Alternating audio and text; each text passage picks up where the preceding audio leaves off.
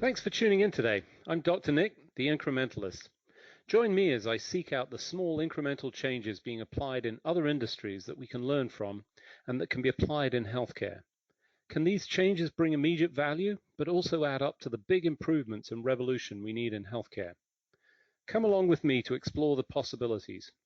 My innovative guests from around the globe have used small incremental improvements to achieve their moonshot. And today, as I am each and every month, I'm delighted to welcome Dr. Craig Joseph. He's the Chief Medical Officer at Nordic Consulting Partners. Craig, thanks for joining me. Thank you for having me once again. So in our news you can use, continue trending and buried in the name of the virus, 19. That was the year 2019. Here we are almost at the end of 2022, and we continue to discuss it. But it seems like it ain't over yet. What's going on? It's back, and it's badder than ever. Well, so here's the good news. The good news is that deaths from COVID-19 are down. They're down in the U.S. and they're down throughout most of the world, and that's probably because most of us have either had the disease or had a vaccine for the disease, and we understand it more. So we have new medications that can help treat the disease. Plus, even if we didn't have that, we know much more than we did. So we know what works in the ICU and what doesn't work in the ICU. So that's great news, and undeniably, fewer people are dying in the United States and around the world. The bad news is that the virus continues to mutate and changes the spike proteins, especially, which is where most of our vaccines and our natural immunity try to attack, keep changing. And so it seems like it's always one step ahead of us in terms of vaccine design and manufacture. And so that's the bad news. Plus, winter is coming, which also seems to be bad news because we know it's a new series of Game of Thrones. It's not that winter. It's although it might be. One never knows, really. Ice Walkers walk among us. Hey, scary things have happened. There's a new prequel which I highly recommend also for Game of Thrones, but I think that's a different podcast. No spoilers here, so got it. It's a different podcast. So winter is coming, getting back to what I was saying earlier. And so we know all respiratory viruses tend to be more common because we tend to be inside more, which means we're around other people more. And so that's a thing. And so certainly COVID-19, we are worried that it's going to be back. And we know that, well, I should say back, it never left us, but that it might become more serious. Fewer people are getting the vaccine, the booster, which is optional, available for everyone in the United States, I think over age 5. As long as it's been 2 months since your last vaccine, you are eligible for a booster vaccine. And this one is based on a lot of the Omicron signature. And so it's more up to date, which is it ready for the virus that we're seeing today? No, it takes us months and months to get up to that. However, it's closer. And so I think something like 7% of eligible U.S. citizens or residents have gotten the booster, and that is not a good thing. Everyone should get this, and now is the time to do it. It is kind of shocking that that's the case. I mean, we have readily available. I do believe that there's some challenges around the cost of this, because the rules that were enacted as part of the pandemic and the response said all of this would be free, including the COVID testing and the vaccinations. Now, I don't know if this is quite rolled into this point, but it feels like there is some challenges that, I come from a system where this is freely accessible at the point of care. I think, we should be doing that, particularly with preventative. And, I certainly recall through most of the years that I've been here that I see adverts in almost all of the places that offer vaccination, that flu vaccination is free in many of the places that offer it. That's the part of the Twindemic that people are talking about. I'm not sure, and I don't know. I'd be interested to hear if you have any thoughts around the cost issue. But there's another one. People call it RSV, and that's probably because they hate pronouncing respiratory syncytial virus. And I know I said that wrong because I probably get the respiratory piece wrong, as I've been doing for years, but it took years for somebody to actually tell me that I was pronouncing it wrong, and I can't change at this point. But can we do something about that? And, what are your thoughts? So first of all, you need to learn English. So it's respiratory syncytial virus, but it's still RSV. You pronounced the 3 letters correctly. So thank God. Kudos to you on that. So as a pediatrician, I'm very aware of RSV. It's something that pretty much every human gets. And generally I would see it in under 2 or 3. By the time you're 2 or 3 years old, you've probably had RSV, and it's like the common cold. It's typically a minor virus. However, for little lungs, it can be bad. Also, for people who are immunocompromised or elderly who most likely have had it, but maybe don't have the ability to fight it off, it can be a problem. And so certainly, I've hospitalized my fair share of healthy kids. Young kids under 2 or 3, typically with RSV. And so what's happening today is that we are seeing RSV in numbers that are requiring hospitalization for children that we don't normally see this early in the season. And so that worries us, because if we're seeing a lot of kids being hospitalized for RSV now, what happens in peak season? And the thought process as to why this is happening is COVID. So for the last 2 years, these kids who were born during the pandemic, they were never exposed to RSV. Why? Because they were hardly exposed to antiviruses, because we were doing such a good job of trying to mitigate. People were not going into large groups. People were wearing masks and doing that kind of thing that helps decrease all respiratory viruses. And so now we're stuck. What can we do for RSV? Precious little. It's supportive care for the vast majority. We do have antibodies that we can give to very premature kids during RSV season, but that's few and far between. So for most kids, it's simply supportive therapy. And again, the vast majority of children will come in to the pediatrician and we'll say, oh, you've got most likely RSV. We could test, but since there's no medicine for it, we generally don't test unless you're very sick and end up in the emergency room or the hospital. And if you do, you generally end up with bronchiolitis, which is some wheezing. Again, we give supportive therapy for those kids. Sometimes they need oxygen. Sometimes they need even more support, but there's no specific medication for RSV. So we've been worried about the 2 viruses. We've been worried about SARS-CoV-2, the virus that causes COVID-19, and we've been worried about the flu. And now we have a third that no one really, I think, anticipated, which was RSV. So now all of those are happening at the same time. And so what can you do? Anyone who's 6 months or older can get a flu shot. And remember, a flu shot, you need a new one every year because it's, again, trying to predict the variants that we're going to see. And I think everyone who's 5 or older could get a COVID-19 booster shot. Again, those are different that's a slightly different vaccine than the primary series that we've all had, or most of us have had. And one key thing that people who have listened to us already know, but I think it bears repeating, is the goal of both of these vaccines is not to prevent you from getting sick. That would be awesome. It would be awesome if you got a flu shot and then you could not get the flu. That would be great. That is not how this vaccine works, nor is it how the COVID-19 vaccine works. Both of them are meant to prevent you from ending up in the hospital or dying if you get those 2 diseases, right? And so what that means is if you get the flu shot, does it mean you can't get the flu? No, but what it means is it significantly decreases your chances of ending up in the emergency department if you get the flu. And that's the goal, and that's what we're trying to prevent. And by that measure, these are both highly successful vaccines, and so people need to set their expectations appropriately. Still might get the flu, still might get COVID.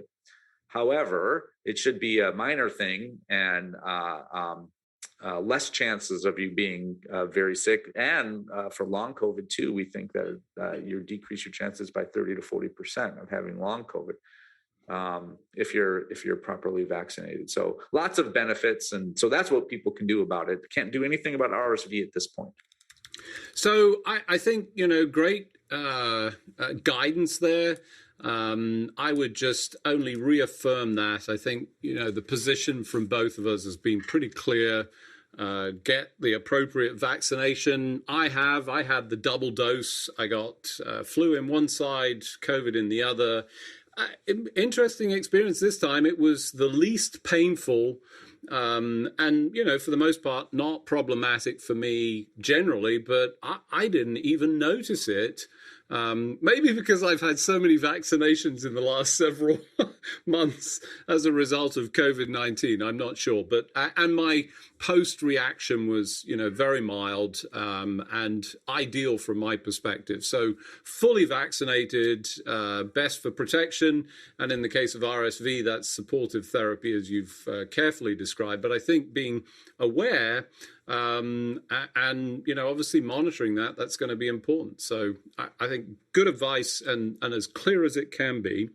Moving on, our next topic, talking about security. And, from my own personal experience, I was unfortunate enough to get SIM-jacked in the past several weeks.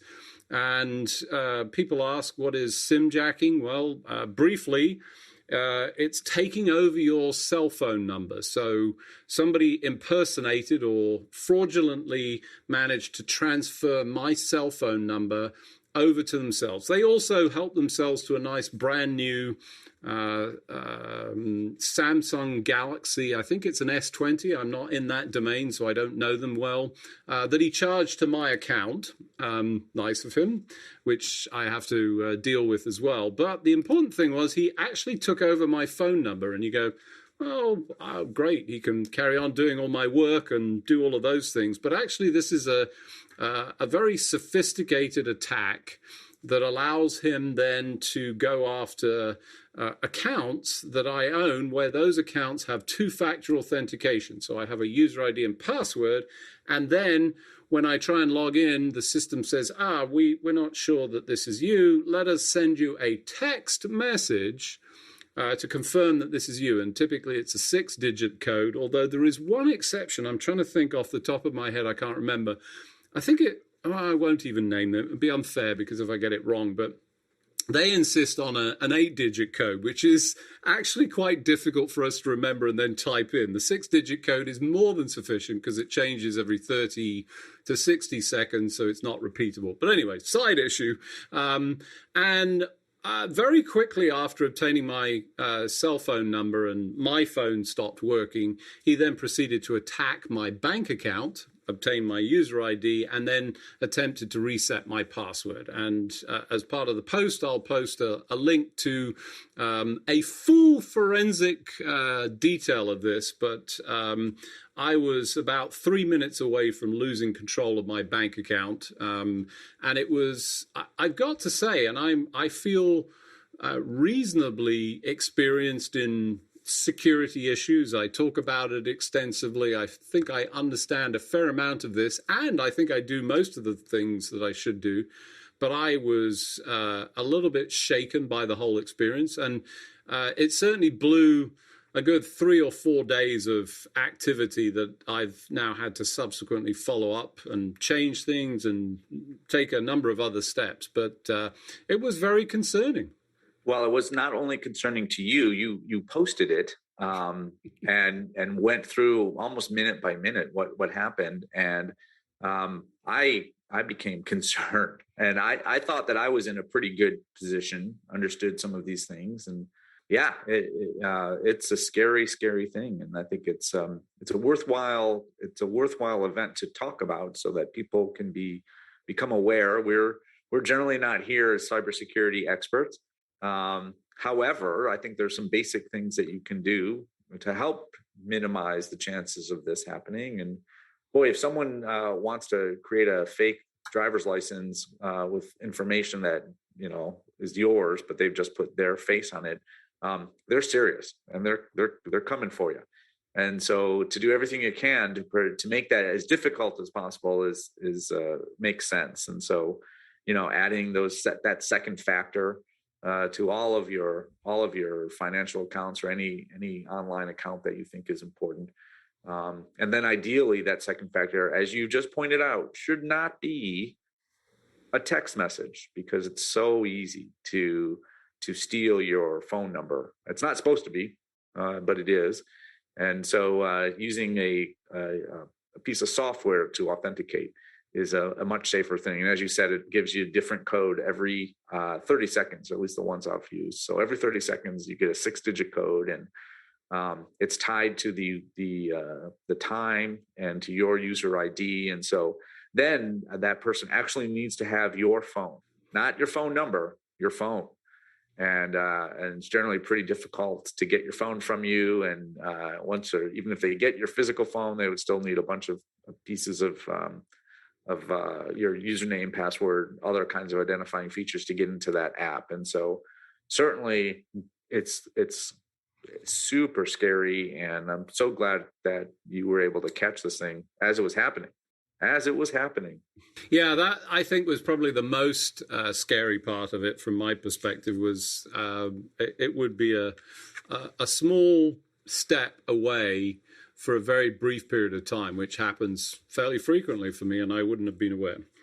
For those of you just joining, I'm Dr. Nick, the Incrementalist, and today I'm talking to Dr. Craig Joseph. He's the Chief Medical Officer at Nordic Consulting Partners. We're focusing on news you can use. In this particular case, it's a little bit of news about me and my SIM-jacking experience, and I would say primary guidance throughout all of this is to make sure you have two-factor authentication, and preferably two-factor authentication where you have the choice that's an app on your phone, as in Authenticator, which I think people are probably familiar with. That was the Google. I think it still exists, but there are a number of actually better, improved versions of it. Improved because they allow you to flip over to a new phone, which people do fairly frequently, and it can be a bit of a pain in the neck to actually go back, as I discovered when I had this very early on. But certainly most concerning, and I think worthwhile for folks to really pay attention to. Moving on, let's talk a little bit about the pediatric report that came out just recently, Adverse Childhood Experiences and Adolescent Police Contact. And in summary, what they said in a survey, this was out of the United Kingdom. It was published in the American Academy of Pediatrics, but they looked at about 11,000 or so more adolescents who they went essentially to measure what was happening in their childhood, and they categorize this as adverse childhood experiences. You ask, well, what's that? That's traumatic events, abuse, neglect, household dysfunction. I'm not sure how broad that is, but essentially, the more of that you had, the much higher chance you had as you moved into adolescent years of having interactions with police, and in this case, police stops, which included not just being stopped, but being stopped, questioned, warned, cautioned, and indeed even arrested. And there's a part of me that says, well, I guess that's not surprising, but why would at the age of 5 or so those traumatic events lead to that? I'm curious about your thoughts. Well, like you said, it's not surprising, yet it's horribly surprising and disappointing.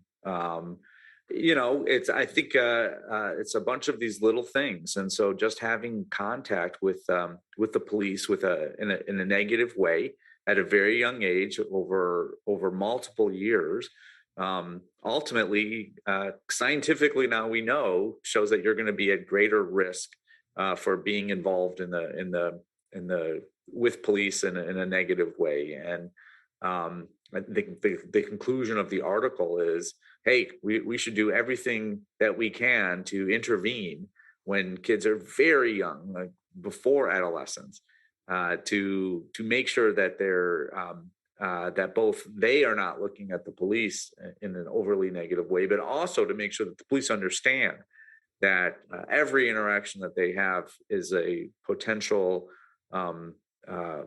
negative, can have a potentially negative effect a decade later. And something such as a frisk or a search, even without force, Right. can cause understandably problems years and years later. And so I think this is one of those things where, yeah, it makes sense, but no one's ever really shown that it happens and that it's got negative long-term consequences. Well, now we have some of that evidence, and so these things that seem on the outside as, well, it's not that, I'm thinking about in New York with the stop and frisk rules that used to be in place. Well, these people are in the wrong place at the wrong time, and doesn't hurt to just talk to them a little bit. Well, that's actually not what's happening, and we're starting to see some evidence that the deleterious effects. Again, as you mentioned, this was in the UK, not in the US, but I think it makes sense to extrapolate and say that, yep, that's a similar thing. Right. It's hard not to sort of emphasize the point, but, interactions with people in an official capacity and a uniform, all of that is not just, hey, it's like meeting somebody on the street. It's just not the same. And I think the importance is to understand that and then start to mitigate that as much as possible, because, we need to improve that overall. So let's talk a little bit about Epic and the AI. They have the sepsis AI that's been trending. We've, seeing some challenges, and overall, obviously, good intent here, trying to find sepsis, but it's proving not to be quite as helpful or as good as they thought. And there's a real sense that perhaps we should be, there should be some oversight. Maybe there's something to it there. Well, so let's just kind of dig a little deeper. So Epic is a big vendor of electronic health records. And we should note that I used to work there. So I just want to call that out. Mm-hmm. So the attempt from lots of different groups is to be able to help doctors take care of patients better. And as you mentioned, sepsis, which is a major infection in your body and often leads to death, to be able to predict that earlier than we can currently would be great. And so to try to apply artificial intelligence and other types of tools to that, to say, hey, here, you got a lot of sick people in your hospital. You don't get in the hospital without being sick nowadays. You got a lot of sick people in the hospital, but we think these five, the AI think these five have the highest likelihood of being sick, and you really want to pay more attention to them. And seems straightforward, but it's complicated. And so what Epic and others who are struggling in this area to try to be successful have found is that they're giving you more than five, right? So they're giving you a lot of patients, and there's really no advice about what are you supposed to do. Okay, well, so the AI says this patient's at high risk. They're already being monitored. Should I start them on antibiotics or different antibiotics earlier? And so that's one of the major problems, I think, is just that, hey, thanks for that insight. Oftentimes you can't tell me why, because you're an AI and it's very complicated. So you don't really know why we think this patient's at high risk, but we think they are. And what can I do there if they're already in the ICU? They're already being monitored as closely as possible. So one scholar wrote, I think over the weekend, if Epic, who's been around for 3 or 4 decades and has a very good quality system in play, is struggling, for groups that are starting out who don't really understand healthcare, don't really understand workflows, don't understand how patients are taken care of. Yeah, that's going to be a big, big struggle for them as well. It's hard. It's hard. Yeah, I think great point. It's this is not easy to do. We, ultimately good intent. Find people before they get sick, play some intervention. I think we all want to see that, not just for sepsis, but multiple other instances. But it's not just hey, throw all this data in, result comes out. we've got it nailed. And I think, as you rightly say, and they have gargantuan amounts of data. And even with all of that, it became, I think what I was reading was it needed to be customized down to the individual level, per site or, so how you generalize AI has been a recurring theme and a recurring problem. And I think that's one that we really need a lot of focus on. Unfortunately, as we do each week, we've run out of time. So it just remains for me to thank you, as always, for joining me. I will look forward to next month. Craig, thanks for joining me. It was great. Can't wait till the next time. Thanks for joining me today. Do you have any better ideas, or have you found a small incremental change that's brought about a big improvement in your world? Let's continue the conversation on our hashtag, the Incrementalist, or share with me at DrNick1 on Twitter. You can find more information about the show on our program page at healthcarenowradio.com, and tune in next time to hear my discussions with leaders and innovators from around the globe who've revolutionized their space by using small incremental improvements to achieve their moonshot. I'm Dr. Nick, the Incrementalist, and I'm starting a revolution through evolution.